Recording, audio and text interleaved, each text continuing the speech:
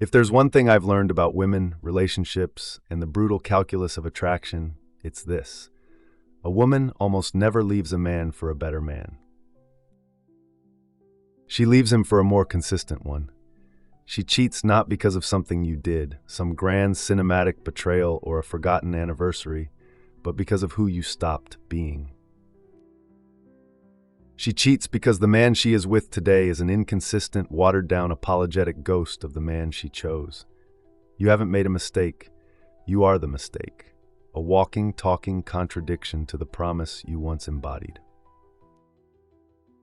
You sold her a ticket to a rock concert, and now you're forcing her to listen to elevator music, and you can't figure out why she's trying to sneak out the back door. You spend your days trying to be a good guy, a supportive partner, a modern man. You've read the articles, you've listened to the podcasts, you communicate, you share your feelings, you do your share of the chores. You've followed all the rules laid out by a culture that wants to sand down your edges and make you safe. You share your feelings, you do your share of the chores. You've followed all the rules laid out by a culture that wants to sand down your edges and make you safe. And in the process, you have become utterly, hopelessly, and completely unattractive to the woman you love. You think her wandering eye is the problem. You think it's some guy at her office or her trainer at the gym. You're looking for a villain outside your home because the thought of finding him in your own mirror is too devastating to confront. But he's there. The one mistake that guarantees she will cheat isn't an action. It's an abdication. You gave up the throne of your own masculine sovereignty, handed her the crown, and then wondered why she started looking for a king. By the end of this video, you'll know exactly how to stop being her subject and reclaim the frame that made her yours in the first place. You see, you operate under a delusion. The grand delusion is that a woman's love is unconditional, and that her attraction is a fixed point, a trophy you won that now sits on your shelf collecting dust. You believe that because you provide, because you're nice, because you don't hit her or scream at her, you have a right to her desire. But her desire doesn't respond to logic, or to scorecards, or to how many times you took out the trash. It's a primal biological force. It responds to strength, not the brute strength of a bully, but the deep internal strength of a man who knows his purpose, who lives by a code, and whose presence in a room is a statement, not a question. The man she chose had that. He might have been rougher around the edges, he might have been less in touch with his feelings, but he was on a mission. His life was a ship cutting through the waves, and she wanted to be on that voyage. Now you're not the captain of the ship anymore. You're the cruise director, running around with a clipboard, making sure her pillows are fluffed and her drink is full. Constantly asking, "Are you having a good time? Is everything okay? What can I do to make you happy?" Your obsession with her happiness has made you the source of her misery. She doesn't want a servant. She wanted a partner in adventure, led by a man she could trust to navigate the storm. Instead, she got a butler who's terrified of the rain. Every time you ask for permission, every time you change your opinion to match hers, every time you apologize for having a boundary, a little piece of her attraction for you withers and dies. You think you're being collaborative. She experiences it as a terrifying lack of leadership. It forces her into the masculine role, a role she does not want and will grow to resent you for. And that resentment turns to contempt. Contempt is the acid that dissolves the bonds of love, and once it sets in, she is emotionally already gone. Her body is just waiting for an opportunity to follow. This contempt doesn't announce itself. It seeps into the foundations of your relationship like a silent flood. It's in the half second of hesitation before she kisses you goodbye. It's in the way her eyes scan the room when you're talking, looking for any distraction more compelling than the sound of your voice. It's in the sigh that's just a little too heavy when you ask about her day. A sigh that says, explaining it to you would be more exhausting than living it. You mistake this for a bad mood. You think she's tired from work or stressed about the kids. You ask what's wrong, and she says the most destructive word in the English language, nothing. And you, in your desperate need to avoid conflict, believe her. Because the alternative, that the woman you share a bed with is slowly developing a deep, corrosive disrespect for you, is a truth you are not man enough to face. So you try harder. You buy her things. You plan a date night. You offer to give her a massage. You are trying to fill a bucket that is riddled with holes. These are the actions of a man who thinks the problem is external. You're a firefighter trying to put out a blaze with a squirt gun because you can't admit the fire is coming from inside the house. Let's paint a scene. You're deciding on a vacation. You want to go to the mountains to do something challenging, something that reminds you of who you are. Hiking, camping, a physical test. You suggest it, she makes a face. I don't want to get all dirty and sweaty. I just want to relax. Why can't we go to that all-inclusive resort we saw on Instagram? In your mind, a switch flips. The peacekeeper protocol activates. Your internal monologue says, okay, it's not a big deal. The goal is to make her happy. If she's happy, I'm happy. A happy wife means a happy life. So you fold. Yeah, you're right, you say, the words tasting like ash in your mouth. The resort sounds great, whatever you want. You think you've just scored points. You think you've been a good, accommodating partner. Here's what she heard. My desires are irrelevant. My opinion is flexible. Your comfort is more important than my own sense of self. I am not a leader. I am a follower. Please approve of me. In that moment, her subconscious runs a quick, brutal calculation. He just yielded his own stated desire to appease me. If he can't stand firm on something as small as a vacation, how could he possibly stand firm against a real threat? A job loss? A family crisis? Another man?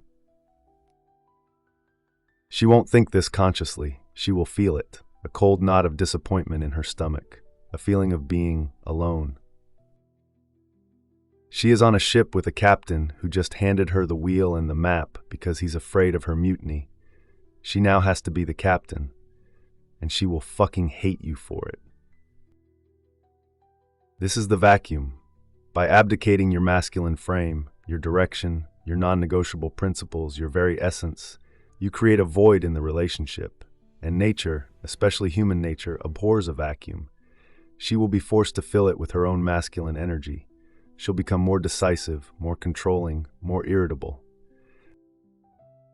And nature, especially human nature, abhors a vacuum. She will be forced to fill it with her own masculine energy. She'll become more decisive, more controlling, more irritable, and you'll call her a nag or a bitch, failing to see that you created the monster you're now sleeping next to. Or, and this is far more likely, she will find a man who lives in that vacuum. He doesn't have to be taller or richer or better looking than you. He just has to be. He has to be a man who is unapologetically himself, a man whose presence says, this is who I am, this is where I am going, and my emotional state is not up for negotiation. He can be the barista who looks her in the eye and doesn't look away. The guy at her gym who offers her a spot, his confidence a physical force. He isn't trying to please her. He isn't trying to manage her.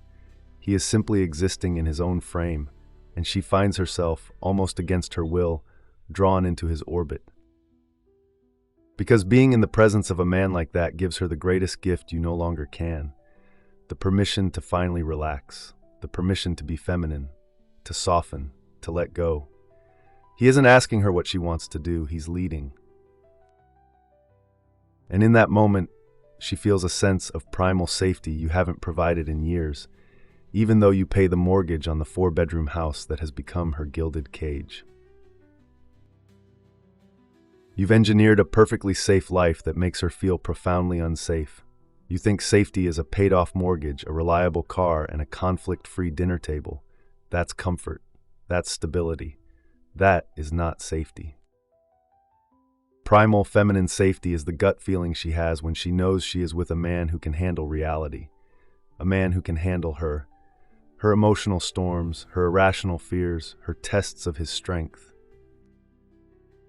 She needs to know that when the hurricane comes, she is anchored to a rock, not tied to a kite.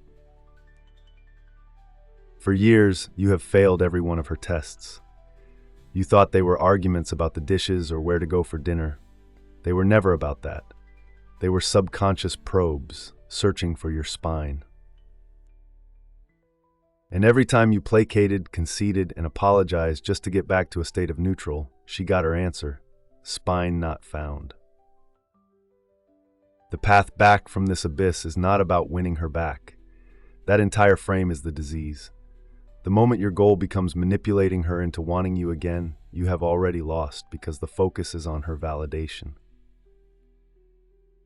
The path back is about reclaiming your own self-respect, so completely and so ruthlessly that her opinion of you becomes irrelevant. Her attraction is a byproduct of your mission, not the goal of it. The first step is to find your war. Every man needs a war to fight, a mission, a purpose, a creative or financial pursuit that consumes him in a positive way. Your relationship cannot be your purpose. Your wife cannot be your purpose. She is meant to be the beautiful, sacred refuge from your war, not the war itself. What have you given up for her? The business idea you let die? The gym habit that faded away? The book you stopped writing? You must resurrect it. You must pour your life's energy back into your own becoming. When you are on your mission, your entire presence changes. You have less time for pointless arguments. You are less invested in her every mood swing. You become a man with a destination. Your life is a train leaving the station, and it is heading towards a future you are building, with or without her. She can be your cherished passenger, or she can stand on the platform and watch you go, but the train is not stopping. This is not an ultimatum you say to her. It is a reality you demonstrate with your actions. Men who are on purpose are inherently attractive. Their energy is magnetic. She will feel the shift before you say a word. Next, you must hold your goddamn frame.